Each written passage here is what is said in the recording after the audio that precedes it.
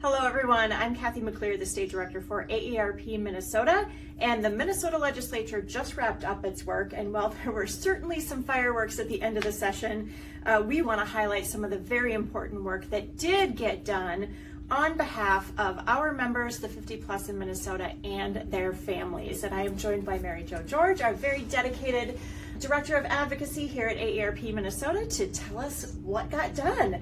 We made some really great strides, fighting fraud, protecting consumers, and helping homeowners keep the equity that they have built in their homes and making our roads safer for all. So Mary Jo, let's start with improving driver safety. Well, absolutely. It's great to be here, and I am glad the session is done.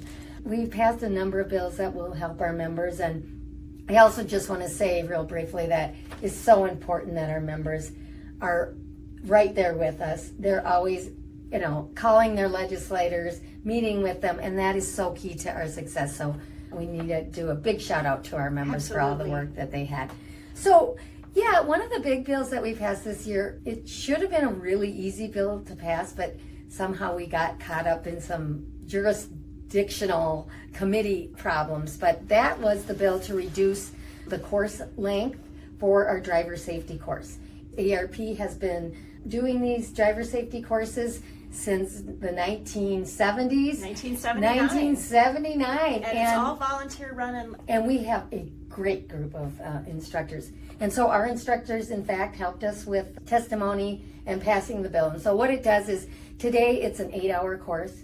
And quite frankly, people just have not been participating because people don't have time for 8 hours. And so what we have found, we've done studies that show that it's just as effective if we can do it for 4 hours. We don't lose anything with that. And we believe we'll see more participation and safer roads. If you've been on the road lately, it is dangerous out there. So we're really excited about that. We're grateful for the instructors who helped us get this passed. And so even if you do take the 4 hour, you still will be eligible for the insurance discount, yes, which is the key. It's so important, and that starts July 1st, right? Yep, that starts July 1st. So get your class done and get a discount on your insurance. Yeah, in half the time. Yeah. All right, we had two other really important measures that fight fraud and protect consumers. So let's talk first about the new regulations on cryptocurrency ATMs. Well, absolutely. Now, this is a new issue for us. We just learned that the bill was being introduced. We know it is a serious issue. Scam artists take advantage of new technologies, and this is no different. They are using these cryptocurrency ATMs, they call them, or kiosks, to scam older adults out of their hard-earned money. And so the legislature took some steps. We don't think it goes completely far enough, but took some steps to regulate these cryptocurrencies. So what they do is they require these operators to have a big warning sign that these cryptocurrency ATMs are used by scam artists. And the warning says that that you may not be able to get your money back. So I think that's very important, and a consumer will have to check off that they have read this disclosure. The second thing it does is it provides protections for victims of fraud in situations during a transaction that lasts over 3 days. So what will happen is, if you are making a transaction within 72 hours and you believe you are a victim of fraud, you can get your money refunded as long as you report it in 14 days. Yep. And you do have to report it to the operator and the police.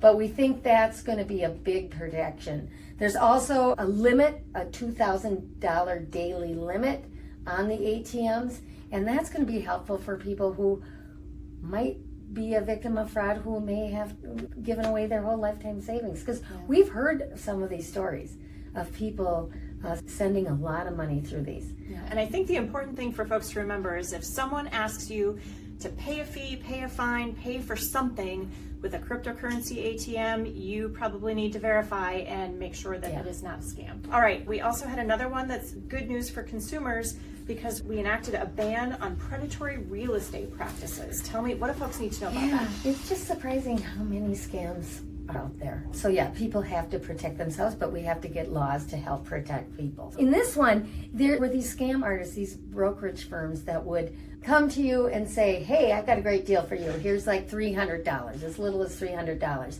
I'll give you this $300 in exchange. You'll give me the right to sell your property. But what happened is homeowners didn't know that this right to sell their property lasted for 40 years. And so it would be something that even after they had died, let's say, or their family would be on the hook. And this was happening here in Minnesota? Absolutely. There was 500 of these scams already reported in the property records all around the 7 Metro County area. Pay up or go with this brokerage firm. You would end up having to pay a lot of money in a percentage of the value of your home. So this ban will help keep Absolutely. money in people's pockets. And one of the things that I think we did was we were to make sure that the Attorney General could enforce these, and also that people had a right to go to the court to sue these bad actors. And finally, Mary Jo, a measure to protect older homeowners from losing equity in their homes that they have built over paying their mortgages. So tell me about that one. Yeah, that's an important one. Minnesota is one of 10 states that allow counties to take all the equity in your house if you haven't paid your property taxes. It's called our tax forfeiture laws. And what happened is the Supreme Court ruled this unconstitutional. The case was Tyler versus Hennepin County, and Miss Tyler lived in North Minneapolis. She defaulted on $2,300 of her taxes because she had to move somewhere else because she was unsafe. After all the fees and the penalties, she owed about $15,000 to the county. So to get the money, the county seized her property, sold her home for $40,000, and basically stripped Miss Tyler of $25,000. And equity is so important for older people because they may not have the savings, but they need their equity. So in the Supreme Court decision, in a unanimous decision, they ruled it unconstitutional, so our state had to take action. And so we did work with the authors to make sure that we had a process that wasn't burdensome for older Minnesotans. And so under that process, there's a claims process once your house is sold, and people will have 6 months now to apply for their equity. Originally the bill came out and it was only 6 weeks. So you have 6 months. There's better notification, including a certified letter that must be mailed to you.